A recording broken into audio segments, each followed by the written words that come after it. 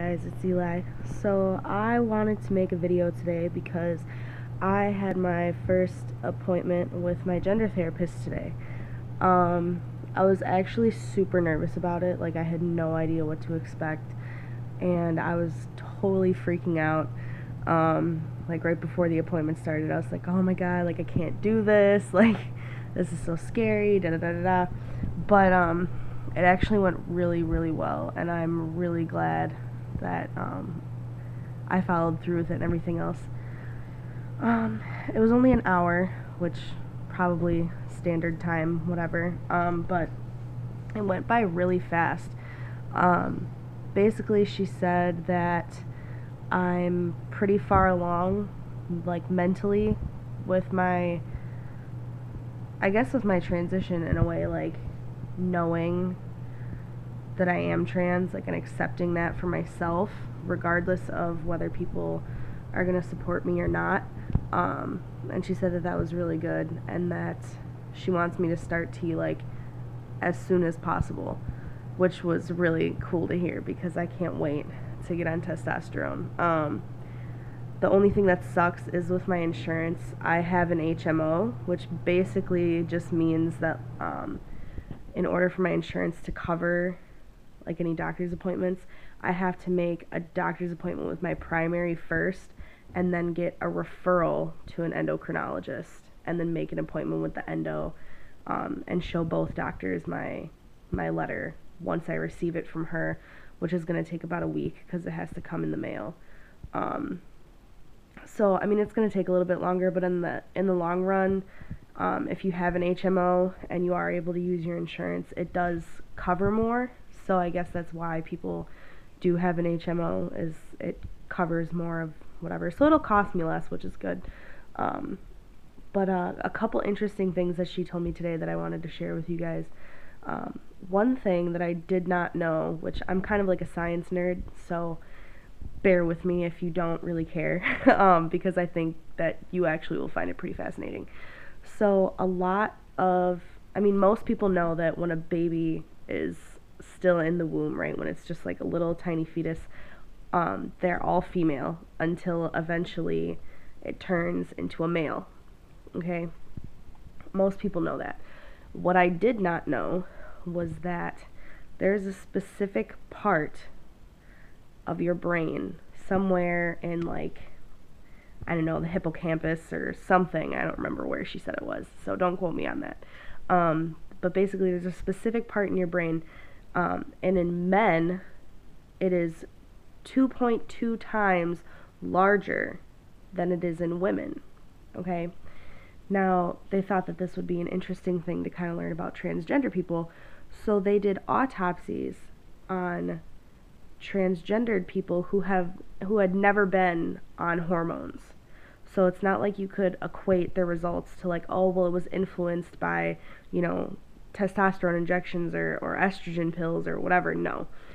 Because the people that they did autopsies on were never on hormones, and they found that trans men had the larger part of their brain, and trans women had a smaller part of their brain.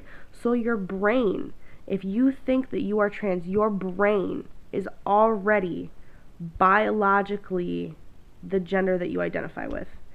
Most likely. I mean, if you really are trans, and it's not just something that you're struggling with but you're not sure about. But most cisgendered people are not struggling with whether they're trans or not. So there's a pretty good chance that if you are thinking about, am I transgender, you probably are. So be honest with yourself. But another thing that she said, personally, little story, I'm adopted. My biological mom got pregnant for the first time when she was 14 and had my older brother. And my biological grandmother and aunt signed a petition against my mom to have him taken away from her.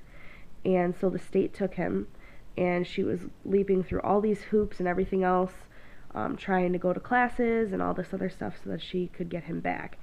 And then when she was 16, she found out she was pregnant with me. And the state basically told her, if you give this child up for adoption, you will get your son back.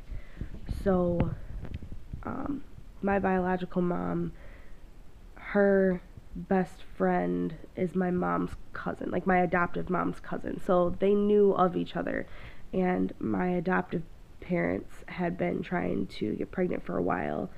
So my biological mom was like, okay, I'm pregnant. Do you want to adopt her? Him, I guess. The baby. Do you want to adopt the baby? So my adoptive parents were like, yeah, of course. So on top of the stress of dealing with being pregnant at such a young age, with losing your first child to the state, with now being pregnant again, the state telling you that you have to give this kid up for adoption, and the actual process of giving this kid up for adoption. I mean, obviously, my biological mom was very stressed out during my pregnancy. Another thing that was actually really cool, like science behind this whole thing for me, which, like I said, I really relate to science a lot in my life. So it was like helpful for me on like a self-validation kind of point. So obviously all babies are created originally female until they are either exposed to testosterone or not, basically. So once a fetus is exposed to testosterone, then it starts making all of these male changes to the fetus. If it happens to be that your baby's gender is supposed to be female, and in the first trimester it is exposed to a lot of testosterone, that is where you see a lot of intersex people who are born with more than one kind of reproductive organs in their body. If it happens in the third trimester, that's pretty much where you get transgender people from, because as for me, my body was already biologically female. It wasn't going to turn biologically male at this point. It was already into the third trimester. It was too late. So because my mom was so stressed out during the third trimester, when you're stressed, your body naturally secretes testosterone, like the adrenal glands, and if you get stressed out or fight or flight, like that whole kind of concept, testosterone is the hormone that your body releases. So because my biological mom was so stressed out, and because my body was already female, I was exposed to a lot of this testosterone, but it all only went to the brain. So that's where you get that my brain is a different gender than my body. So it's not just something that's wrong with me. It's not just something that happened that made me this way. It's not something that my parents did wrong. It's not, there are no excuses. And I think that really helped me. So I wanted to tell you guys about it, because that's something that really resonated with me and made me feel really validated, I guess, because I don't know, like, there's proof, you know what I mean? Like, I'm not crazy, I'm not broken, it's science, and that was really cool to hear about, and it was something that I had never heard before, so I thought I would share that with you guys. But yeah, so I don't know, she should be mailing my letter tomorrow, which is really, really exciting. Sorry, there's like a sound coming from over there, it's freaking me out. But yeah, so she should be mailing my letter tomorrow, which is really cool. I also have to make my doctor's appointment and everything else, and then I think I should be getting my binder on Friday, possibly.